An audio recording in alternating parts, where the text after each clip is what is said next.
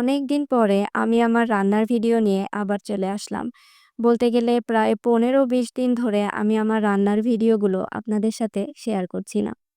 আসলে কিছুটা সময় স্বল্পতা, সাথে আমি যে সহজ রান্নাগুলো করেছি, সেগুলো দেখা যাচ্ছে কি আগেও আমি অনেকবার আপলোড করে ফেলেছি। এইজন্য মূলত শেয়ার করা হয়নি। আর আমি যদি ভিডিও সহ রান্না করি, দেখা যায় আমার রান্না করতে ৩০ মিনিট অথবা ১ ঘন্টা বেশি সময় লেগে যায়। এইজন্য আসলে অনেক সময় ভিডিও করা হয়ে ওঠে না। তো আজকে আমি বলতে গেলে অনেক সুন্দরভাবে গুছিয়ে রান্না করতে বসেছি এবং আমার পছন্দের কিছু খাবার রান্না করব। এইজন্যই মূলত আপনাদের সাথে শেয়ার করছি। তো আপনারা দেখতে থাকুন আজকে আমার রান্নার তালিকায় ঠিক কি ছিল।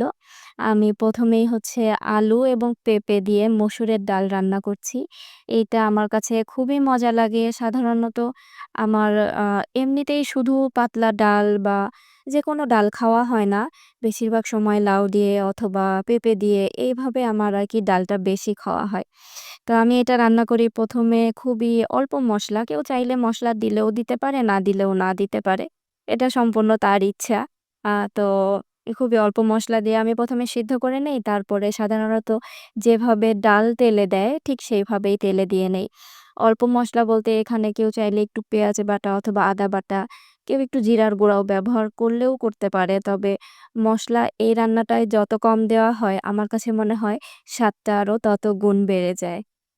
এটা খুবই সাধারণ একটা রান্না, তবে খেতে কিন্তু অনেক সুস্বাদু। আপনারা যারা এই রান্নাটা এখনো করেননি, আপনারা কিন্তু ট্রাই করে দেখতে পারেন। এরপরে ছিল হচ্ছে ট্যাংরা মাছ। এইটা হচ্ছে বিলের ট্যাংরা। এইটা বাড়ি থেকে নিয়ে আসা হয়েছে এবং ট্যাংরা মাছ খেতে আমি অনেক পছন্দ করি। ট্যাংরা মাছ সাধারণত আমার বাড়িতে দেখা যায় হচ্ছে আলু আরো বড়, বড় করে কেটে অথবা অনেক সময় মাছটা ভেজে বিভিন্ন সবজির মধ্যে দিয়ে রান্না করা হয় এবং রান্নাতে একটু ঝোল রাখা হয়। তো ট্যাংরা মাছ আমি সাধারণত সেইভাবেই খেয়েছি। তবে আমি আজকে যেভাবে রান্না করছি এইটা মূলত আমার শাশুড়ির কাছে শিখা।